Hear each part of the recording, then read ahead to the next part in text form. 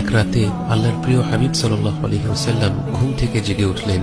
তার মুখ আলোকিত করে রেখেছিল এক ঝলমলে হাসি।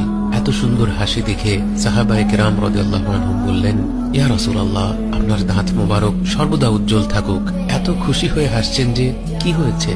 তিনি সাল্লাল্লাহু আলাইহি ওয়াসাল্লাম উত্তর দিলেন, আমি স্বপ্নে দেখলাম আমার উম্মতের এক ব্যক্তি পুল সিরাতের উপর দিয়ে হেঁটে যাচ্ছে, যে সিরাত জাহান্নামের উপর বেঁধে রাখা হয়েছে। তলোয়ারের চেয়েও ধারালো এই পুল সিরাত আল্লাহ তাআলার বিশেষ মেহেরবানি ছাড়া কারো পক্ষেই অতিক্রম করা সম্ভব নয়। আমি দেখলাম সেই লোকটি পুল সিরাতের উপর দিয়ে হাঁটছে, কখনো ঠিক মতো পা ফেলছে, আবার কখনো হোঁচট খেয়ে পড়ে যাচ্ছে। সে কয়েক কদম এগোয়, আবার পড়ে যায়। লোকটা একেবারেই স্থিরভাবে হাঁটতে পারছিল না।